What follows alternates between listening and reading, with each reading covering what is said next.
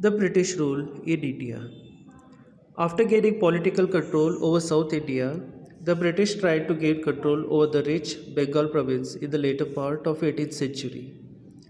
The Bengal province had achieved tremendous growth in the areas of agriculture, commerce, and industry. The East India Company was making considerable profits from this province.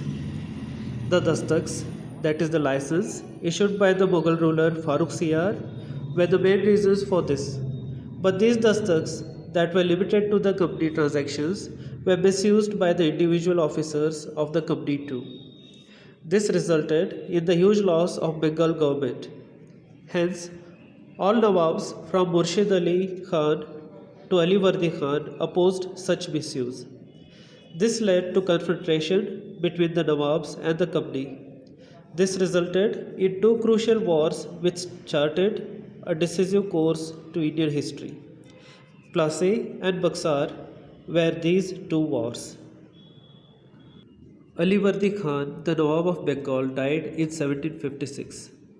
His grandson Sirajuddaula came to the throne. The Battle of Plassey took place between the young Nawab Sirajuddaula and the British in 1757. The reasons for the Battle of Plassey. Misuse of Dastaks. Sirajuddaula was furious that the Dastaks were misused by the officials of the company, causing losses to the government treasury. The British also repaired the fort of Calcutta and placed cannons in them. This further angered Sirajuddaula and he ordered the removal of cannons from the fort. The British refused to do so, angering the Nawab further. So Sirajuddaula conquered Fort William easily and imprisoned some of the Britishers. He imprisoned 146 Englishmen in a small room in the fort, of which 123 died due to suffocation and thirst. This is called as the Black Hole Tragedy. This enraged Robert Clive and he arrived in Bengal with a huge army.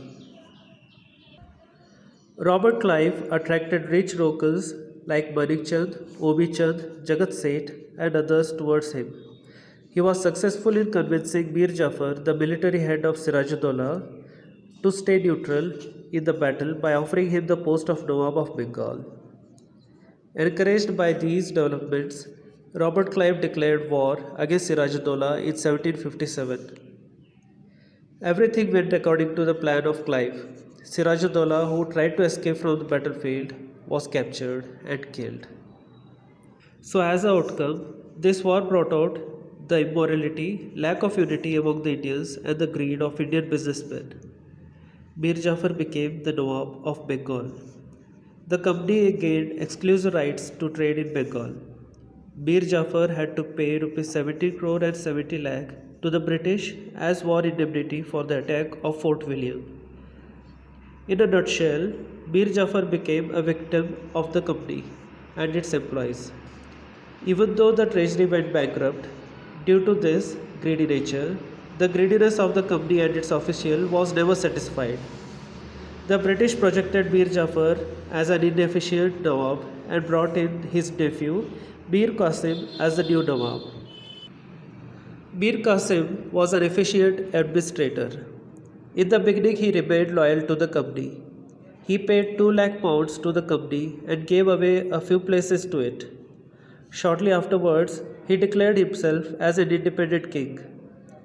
After verifying the misuse of Dastaks, he declared all business was duty free in Bengal. Indians competed against the British in all spheres of business. As a result, the British trade suffered considerably. This was enough for the British to oppose the Nawab. They brought in Mir Jafar again and dethroned Mir Qasim. As Mir Qasim knew the cunningness of British, he went for an organized war against them.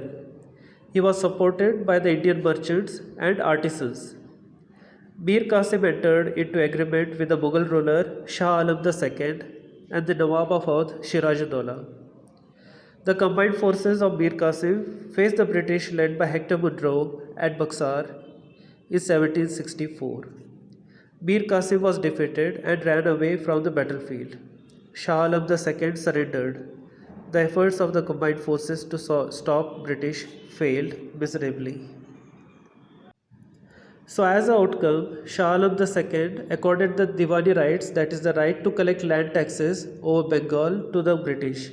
Shah Alam II gave away all the rights over Bengal to the British for an annual fee of Rs 26 lakhs.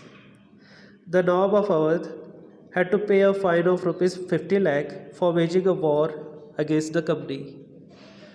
With the death of Mir Jafar, the company paid pension to his son and took over the entire administration of Bengal.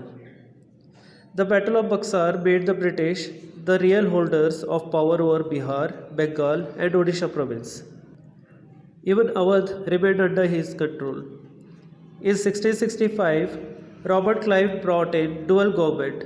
As per this, the British had the right to collect land taxes, whereas the Nawab had power over administrative issues like justice and others. This way, the British gained political control over India to protect their business interests.